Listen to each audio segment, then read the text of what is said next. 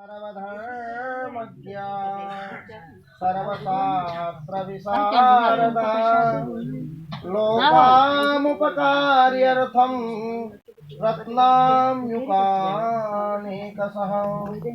तन्त्राणि यन्त्रजालानि मन्त्रभेदाच्च भूरिशः स्तोत्राणि विविधन्येव योगयज्ञव्रतानि च तपांसि चैव दानानि सर्वज्ञा हरिणानि च तथापि दुःखिता लोका नानाक्लेशसमन्वितः धनहीनाः पुत्रहीनाः आदिव्याधी ममाकुला न सिद्धन्ति क्रियाः कश्चिवाल्कोः सन्ति श्रमार्जिताः। श्री भगवान शिव से जो है प्रश्न करती हैं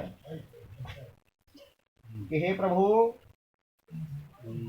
आप सर्वधर्मज्ञ हैं, तस्मात् कथत सर्वज्ञः सद्यः प्रत्यपकारकम् उपायम किम लोकानां वदतु मे अनुग्रहः। पार्वती जी कहते हैं कि अनेक स्त्रोत यज्ञ जप तप नियम सिद्धि प्रदान करने वाले अनेक प्रकार के दानादि जितने रत्न बताए हुए गए हैं सभी आपके द्वारा कथित हैं। हे प्रभु, आपने दीन दुखियों के उद्धार के लिए, पापियों के उद्धार के लिए कई यज्ञ कहे हैं, कई तप कहे हैं, कई दान कहे हैं। वस्तुतः यह सभी यज्ञ तपदान जो है बहुत श्रम लेते हैं, श्रमिक हैं। इसलिए थोड़े समय में, कम समय में अच्छा कार्य कैसे हो, लोगों का उद्धार कैसे हो, लोगों का पाप नष्ट कैसे हो, यह कृपया हमें बताएं। यह लोकहित की भावना से पार्वती जी प्रश्न करती हैं। पार्वती जी के प्रश्न को सुनकर भगवान मुस्कुराते हैं और कहते हैं, तस्मात् कथयत सर्वज्ञः लोकशंकामिमां हरः कश्चित् भूयांसि त्वं देवी धन्यासि धन्य धन्याः धन्यासि कृतपुण्यासि पुण्यरूपासि पार्वती यत्त्वं सर्वलोकानां हितं वाञ्छसि सर्वदा। धन्यवाद व्यक्त करते हुए पार्वती जी को महादेव कहते हैं कि हे देवी, तुम सदैव लोक चिंतन में लगी रहती हो, लोगों का कल्याण कैसे हो, तुम धन्य हो। तुमने आज बड़ा अच्छा प्रश्न किया है। हे देवी, शृणु देवी प्रवक्ष्यामि प्रयत्नं परमाद्रुतं यस्य स्मरण मात्रेण सिद्धिं प्राप्नोति दुर्लभम। हे देवी सुनो, मैं प्रयत्न पूर्वक जो है एक यज्ञ कहता हूँ जिसको करने से क्या होता है, यस्य स्मरण मात्रेण सिद्धिं प्राप्नोति दुर्लभम। जिसको करने की बात तो दूर है, स्मरण मात्र से जो है सिद्धियां प्राप्त होने लगती हैं। ऐसे यज्ञ को मैं तुमसे कहता हूँ। भगवान कहते हैं, धर्मार्थ काम मोक्षाणाम प्रापस्कतोष्टि पुष्टितः ब्रह्मा सृजति यज्ञेन विश्वं वृष्णति रक्षसी।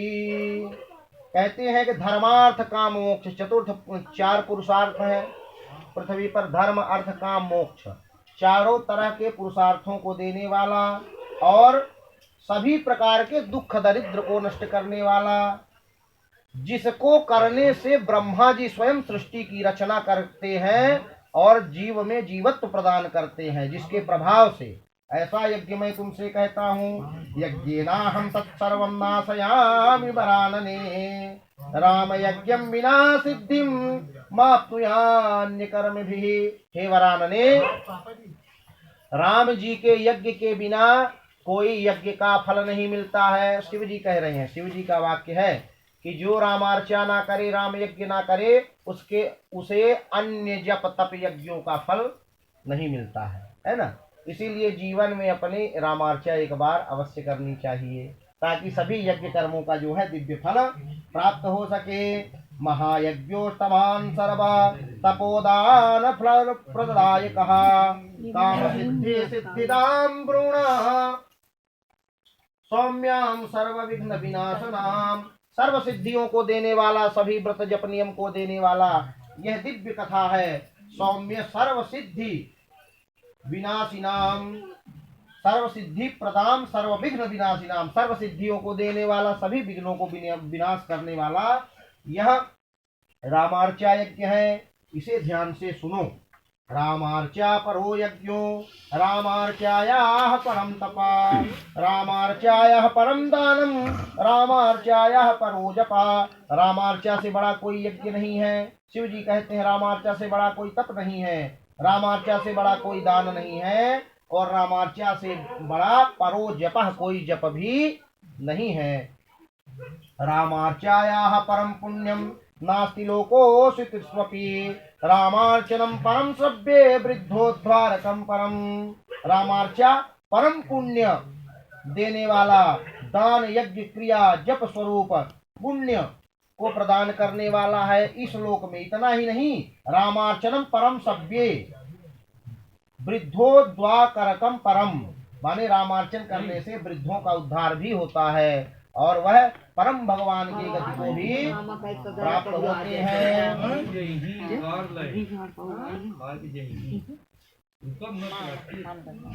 आधिव्याधिप्रहरणं वांछिता फलदायकं, पुत्र पौत्रादि सुखम बलवीर्य विवर्धनम्।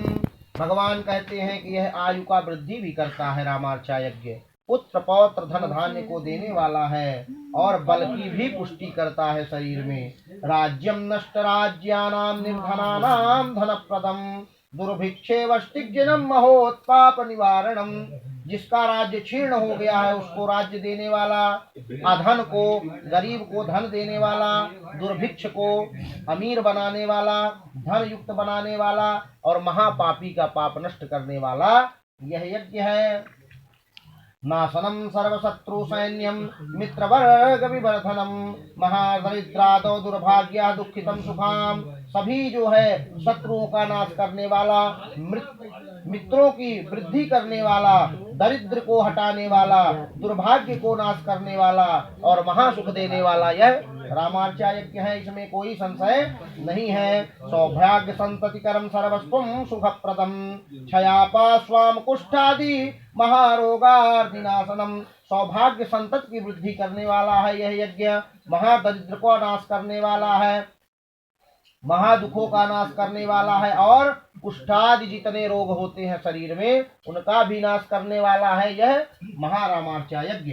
ऐसा जो है भगवान शिव जी बताते हैं पार्वती जी को और कहते हैं वृषभारण प्रहरणम, ग्रह विग्रह वारणम, क्रोधमात्सर्यहरणम, दोष बुद्धिर विनाशनम, क्षमाशीलैर्हैर्नष्टो सद्गुणं च प्रकाशवान्, त्रिकालं जाननं खड्गिं राशिनां च वारिसाम्। और क्या करता है? जो कर्जे से डूब गया हो उसका ऋण हरण भी करता है और ग्रहों का ताप भी इससे नष्ट होता है। क्रोध, लोभ, मोह, मद, मात्सर्य, यह जो मनुष्य के 6 विकार हैं इनका भी जो है समन करता है रामार्चा महायज्ञ। रामार्चा महायज्ञ करने से ऐसी ऐसी उपलब्धियां प्राप्त होती हैं, शिव जी पार्वती जी को बता रहे हैं। और क्षमा, शील, सौहार्द, सद्गुण का जो है हृदय में प्रवाह करता है और त्रिकाल ज्ञाननम, खड विकार निवारणम, 6 विकार को निवारण करने वाला और त्रिकाल की जानकारी देने वाला। माने जो व्यक्ति रामार्चा करे विधिवत हमेशा उसे त्रिकाल की जानकारी, भूत भविष्य वर्तमान की जानकारी भी अपने आप होने लगती है। महासंकट संतप्त चेतसाम सुखवर्धनम, महासंकट को नाशने वाला, संतान वृद्धि करने वाला और सुख का उद्वर्धन करने वाला यह रामार्चा यज्ञ है। और कहते हैं रामार्चा सिद्धि रूपा ही सर्वेषां श्रेयैक्षताम्, किम होमैः सद्व्रतैर्तीर्थैः, किम तपोभिः किमर्थरैः। अर्चन, उग्र साधन, प्रयास, आवश्यकता यह सबके पास है। देवी रामार्चा यज्ञ करने से समस्त इष्टों की प्राप्ति हो जाती है। जिन जिन कामनाओं से श्री रामार्चा की जाती है उसकी वह सभी कामनाएं पूर्ण होती हैं। हे देवी, और जो संसार में ऐसे अनेक साधन हैं वे रामार्चा के बिना किसी भी प्रकार से सिद्धिप्रद नहीं हैं। चाहे जितने व्रत जप नियम दान कर लें, लेकिन रामार्चा के बिना वह सिद्धिप्रद नहीं है। बिना रामार्चा किए जो अन्य व्रत आदि करते हैं वे कभी उस व्रत का फल शास्त्रों वर्षों के बाद भी नहीं मिलता है उन्हें। जिस प्रकार समस्त ग्रहों में सबसे अधिक तेज सूर्य है, नक्षत्रों में सबसे तेजस्वी चंद्रमा है, उसी प्रकार से शुभ कर्मों में सबसे ओजस्व जो है श्री रामार्चा जी हैं। अब मैं तुमको एक पुराण की उत्तम कथा सुनाऊंगा। प्रलय के अंत में श्री महाविष्णु के नाभि कमल से ब्रह्मा जी प्रकट हुए।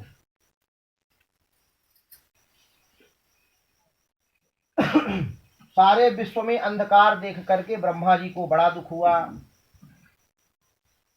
उस कमल के ऊपर अकेले बैठे हुए ब्रह्मा जी विचार करने लगे कि मुझे अब क्या करना चाहिए। इतने में ही कमल से उत्पन्न होने वाले श्री ब्रह्मा जी को आकाशवाणी सुनाई पड़ी कि हे ब्रह्मा, वृत्तिया और अर्थ संकुला सृष्टि का निर्माण करिए। ब्रह्मा जी बहुत प्रकार से मन में विचार किए, किंतु सृष्टि के निर्माण में असमर्थ रहे। बड़ी चिंता हुई ब्रह्मा जी को, चिंता से व्याकुल हो उठे और परमेश्वर का स्मरण करने लगे। कौन से परमेश्वर? जिनसे वह उत्पन्न हुए थे, भगवान विष्णु से उत्पन्न हुए हैं ब्रह्मा जी। उन्हीं का चिंतन करने लगे कि हे जन्मदाता, जिसने हमें जन्म दिया, हमें सद्बुद्धि दे, सदमार्ग दे, ताकि मैं सृष्टि की रचना कर सकूं। ओम करतारद्यो भवाद्वे दृष्टिगोचर समाहितः तस्माहं शरणं प्राप्तो भूयो भूयो नमो नमः। शरण में चले गए कि प्रभु आप दर्शन दे, मार्गदर्शन करें, हम सृष्टि की रचना कैसे करें। तभी वहीं पर जो है नारायण जी प्रकट हुए और ब्रह्मा जी को कहते हैं कि ब्रह्मा रामार्चा करो। अब जो है ब्रह्मा जी कहते हैं कि प्रभु मैं रामार्चा कैसे करूं, क्या नियम है, क्या विधान है, इसका कैसे किया जाता है, यह कृपा करके हमें बतावें। विष्णु जी कहते हैं कि जिस श्री रामार्चा को करने से मनुष्य समस्त सौभाग्यों से पूर्ण हो जाता है, उसकी विधि भली भांति वर्णन करता हूं मैं, सुनो। सावधान तया श्रृणु। जब कोई बहुमूल्य वस्तु किसी को दी जाती है तो सावधान की जाती है कि इसको जो है अच्छे से रखना। उसी तरह भगवान विष्णु कहते हैं ब्रह्मा सावधान होकर के सुनो, क्योंकि यह रामार्चा बहुत बहुमूल्य यज्ञ था, इसीलिए सावधान करते हैं भगवान। कहते हैं ब्रह्मा भगवत भक्तों को, बंधु वर्ग को, मित्रों को और ब्राह्मणों को बुलाकर आदर पूर्वक उन्हें अपनी अभीष्ट सिद्धि के लिए प्रसन्न करें। विचारशील व्यक्ति को चाहिए कि पंचमी, पूर्णिमा, द्वादशी, संक्रांति, अक्षय नवमी अथवा अमावस्या के दिन अथवा किसी भी दिन जब श्रद्धा हो जाए, दोपहर अथवा सायंकाल में रामार्चा करना चाहिए, है ना। विधि बता रहे हैं भगवान विष्णु जी, ब्रह्मा जी। और क्या करें? सर्वप्रथम श्रद्धा पूर्वक परम पवित्र भूमि पर शुद्ध जल और मृतिका से लेपन करें। उसी भूमि पर 4 मनोहर द्वारों युक्त सुंदर मंडप का निर्माण करें तथा मंडप को लाल चांदनी पताका और बंधनवार से सुसज्जित करें और चारों द्वारों पर दिव्य मणिमंडित कदली स्तंभ जो है लगावें। कदली और स्तंभ वाले केले का पौधा, है ना, केले का स्तंभ स्थापित करें। मंडप के चारों कोनों पर फले हुए केले खंभे खड़े करके गाड़ें और मंडप के मध्य में 4 कोने की सुंदर चौकी पर भगवान को स्थापित करें। उस चौकी पर पीले रंग का परम सुंदर बिछौना बिछाकर धान के चावल से हरे, पीले, लाल और श्वेत रंग के चूर्ण इत्यादि 21 कोठे का यंत्र बनावे और यंत्र में श्री राम समेत समस्त परिवार का दिव्य आवाहन पूजन करें। हे ब्रह्मा, अग्रभाग में स्थित गौरी गणेश, पूर्व स्थित महाशक्ति, दक्षिण में महालक्ष्मी, पश्चिम में महादुर्गा, उत्तर में गायत्री, सावित्री, सर्व माताओं की विधान और भक्ति पूजन पूर्वक पूजन करनी चाहिए। जिस प्रकार से पूजन यहाँ हुआ है वही विधान बताते हैं कि इसी तरह जो है बढ़िया पूजन करना चाहिए। ईशान कोण में सिद्धि बुद्धि का आवाहन पूजन करना चाहिए। अग्नि कोण में लोक माता, नैऋत्य कोण में महादेवी, वायव्य में देव माता, दक्षिण नैऋत्य मध्य में वास्तु, नैऋत्य तथा पश्चिम के मध्य में आठों वीर, लोकपति, पंचलोकपाल, 10 दिक्पाल, मनु जी, वशिष्ठ जी, गंगा जी, भूशक्ति, अयोध्या आदि देवताओं का दिव्य पूजन वंदन करें। फिर दशरथ जी का पूजन हो, फिर चारों भाइयों का दिव्य मंगल पूजन हो, सपत्निक श्री सीता रामचंद्र भगवान का दिव्य बृहत पूजन हो। उन्हें जो है अष्टमंत्रियों सहित आसन दें। पश्चात पाद्य अर्घाचमनीय स्नान, पंचामृत स्नान, पीताम्बर, यज्ञोपवीत, चंदन, तुलसी दल, अक्षत, तिल पुष्प से दिव्य पूजन करें भगवान का। धूप, दीप, नैवेद्य, तांबूल, सुगंधित आदि नाना प्रकार के उपचारों से भगवान का दिव्य सत्कार करें। 5 सेर नैवेद्य चढ़ाएं, है ना, 5 सेर नैवेद्य चढ़ाने का विधान है। और इसके पश्चात नारियल बलि समर्पण करें और दिव्य जो है ईशान कोण में मणिमंडित पताका लहरावें, जो लहराई हुई है ना। और उसके बाद क्या कहते हैं कि इसके पश्चात बढ़िया यज्ञ हवन पूजन पाठ करके 4 बार प्रदक्षिणा करनी चाहिए रामार्चा मंडप का। ऐसा विधान बताते हैं। हे ब्रह्मा, अपनी आर्थिक शक्ति के अनुसार खर्च करके श्री रामार्चा करनी चाहिए, है ना। रघुकुल कमल, दिवाकर भगवान श्री राम जी की पूजा स्वर्णमयी प्रतिमा, शालिग्राम शिला अथवा तिलों की ढेर पर करनी चाहिए। हे वत्स, पहले बाल्यकाल में तुमने मेरी आज्ञा अनुसार श्री मंदाकिनी के रम्य तट पर चित्रकूट में सृष्टि रचने के निमित्त रामार्चा की थी। भगवान नारायण बता रहे हैं पूर्व की कथा ब्रह्मा को।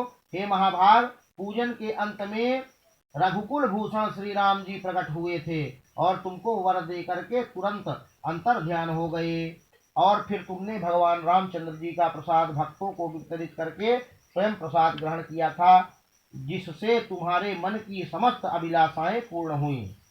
जो व्यक्ति रामार्चा का प्रसाद अपने बंधुओं में बांट कर पावे, उसके सारे अभीष्ट निश्चय करके सिद्ध होते हैं।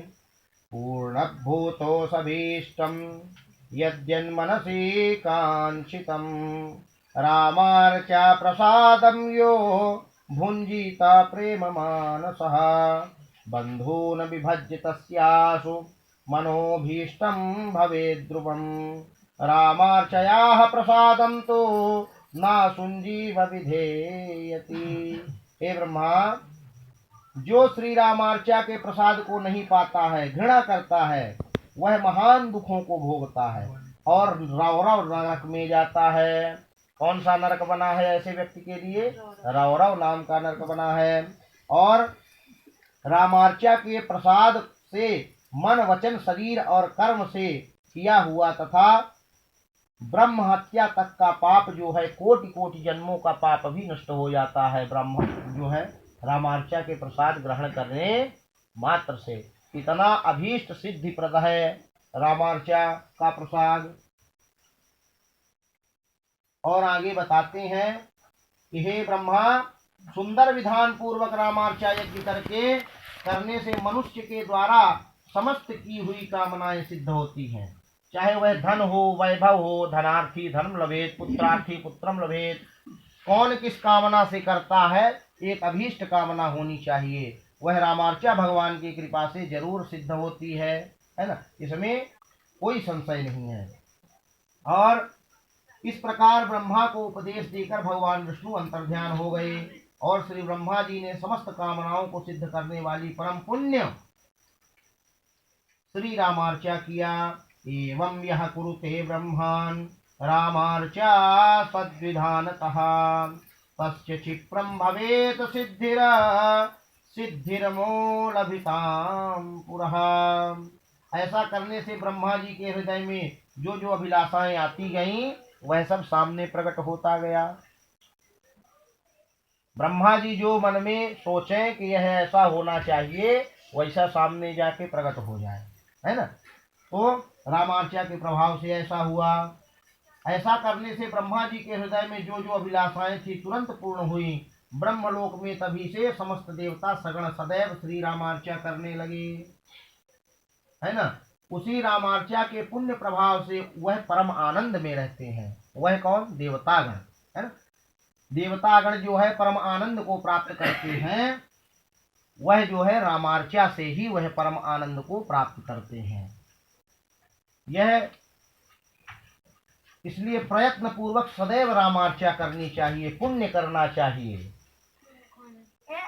इस यज्ञ के लिए देवता भी लालायित रहते हैं कि कैसे हमें रामार्चा का यज्ञ प्राप्त हो जाए। इसलिए वह ब्रह्मलोक में जो है जाकर के रामार्चा करते हैं।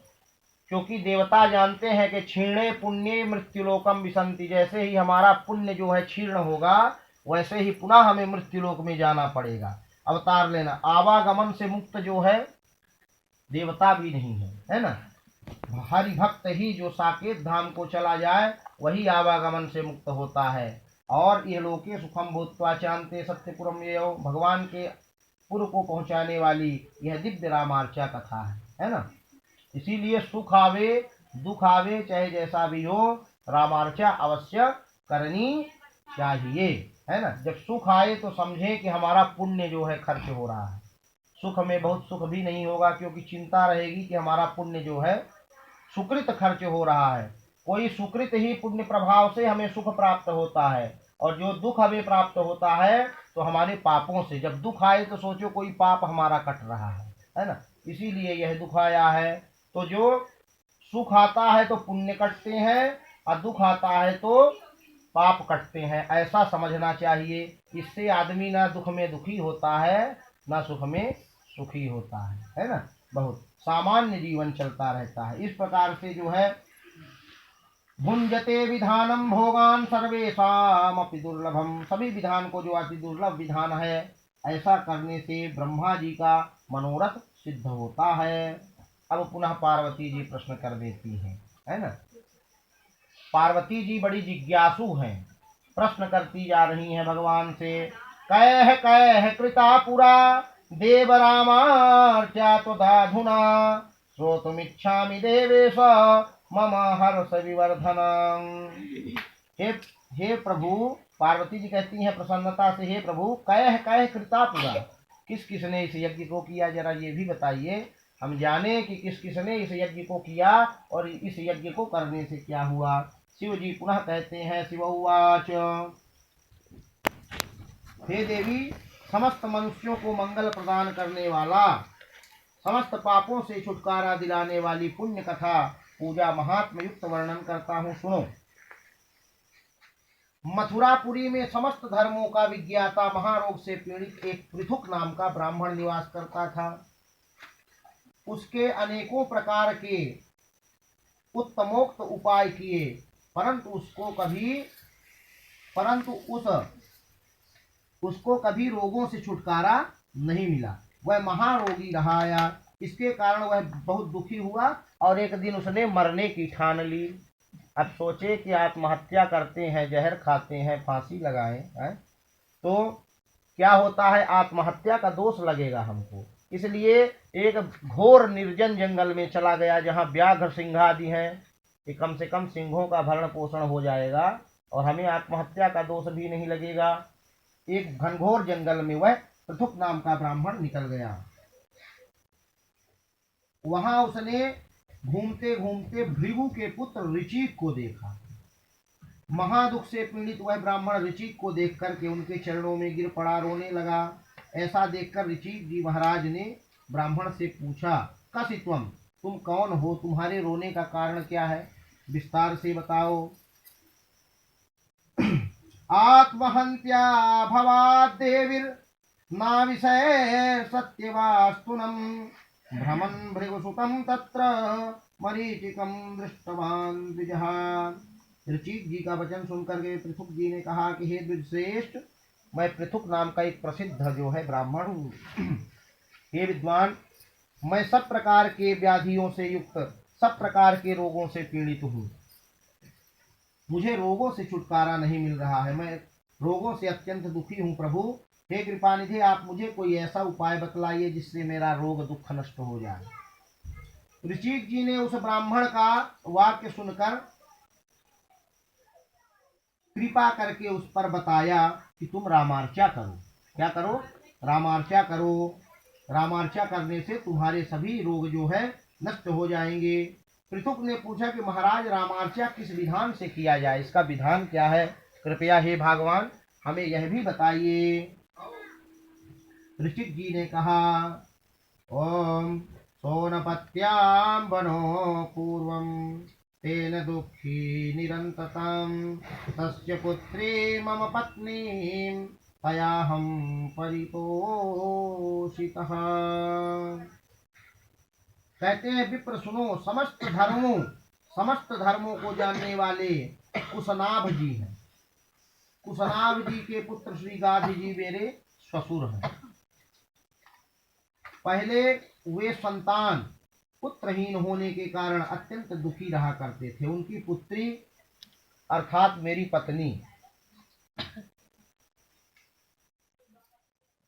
पत्नी ने मुझे सेवा द्वारा संतुष्ट किया। मैंने प्रसन्न होकर के उससे कहा कि प्रिय वरदान मांगो। उसने कहा कि हे प्रभु, अगर आप वरदान देना चाहते हैं तो कुछ नहीं चाहिए हमें, हमारा भाई हो जाए। तो भाई का वरदान मांगती है। मैंने स्त्री को यह वर दिया और फिर अपने पिता श्री भृगु जी के पास जाकर ब्रह्मज्ञानी पिता श्री भृगु जी से सारा वृत्तांत कह दिया। सारा वृत्तांत श्रवण करके श्री भृगु जी ने कहा कि पुत्र गाधिराज के पुत्र होने के निमित्त सपत्नीक उनसे प्रेम पूर्वक रामार्चा का सुंदर विधान करवाओ, क्योंकि उनके 7 जन्म तक कोई पुत्र नहीं है भाग्य में, है ना। इसीलिए उन्हें पुत्र नहीं मिलेगा। तुमने आशीर्वाद दिया है तो पुत्र तो चाहिए, इसलिए तुम जो है उनसे विधि विधान से रामार्चा करवाओ। उसके प्रसाद से अवश्य ही उन्हें शीघ्र सुंदर पुत्र उत्पन्न होगा। यह सुनकर मैंने जाकर अपने ससुर को सारा वृत्तांत कहा। उन्होंने अपनी स्त्री के साथ बलि भांति श्री राम जी का यज्ञ किया, रामार्चा पूजन किया। राम जी के प्रसाद से गाधी पत्नी के गर्भ में सुंदर धर्मज्ञ पुत्र उत्पन्न हुआ, जिसका नाम है विश्वामित्र, है ना। विश्वामित्र के नाम से ख्याति होकर के क्षत्रिय कृतं तेन सम्यक श्री रामार्चा पूजनम दर्भदार धर्मज्ञा पुत्रो भक्तवत्सलः। विश्वामित्र सुराज्ञाता सौभाग्यम ब्रूहि वर्धसे। विश्वामित्र क्षत्रिय कुल में ब्रह्मर्षि हुए, है ना। ऐसा पुत्र जो है उत्पन्न हुआ, सौभाग्य दान करने वाला, संतान देने वाला और समस्त कामनाओं को पूर्ण करने वाला। यह भगवान श्री राम का पूजन मैंने सर्वप्रथम भृगु जी से ही सुना था। यह भगवान शिव जी कह रहे पार्वती जी से कि स्वयं मैंने जो है भृगु जी के मुख से इस पूजन का वर्णन सुना है। इसलिए हे महाभाग, यह परम शुभदायक सुखदान करने वाला महायज्ञ करो। ऋचिक जी के वाक्य को सुनकर पृथुक अपने घर लौट गया। हे देवी, उसने घर जाकर श्री रामार्चा किया। उसके प्रसाद भक्षण करने से महारोग नष्ट हो गए। पृथुक परम सुखी हुआ। इस प्रकार तत्काल फल प्रदान कर लेने के कारण वह सदैव श्री रामार्चा करने लगा। किसी समय अपने मित्रों, कुटुंब, स्त्रियों के साथ पृथुक के घर श्री राम का पूजन हो रहा था। उसी समय एक नित्य हिंसा करने वाला बंधुक नाम का एक महादुष्ट मल्लाह आ गया वहां।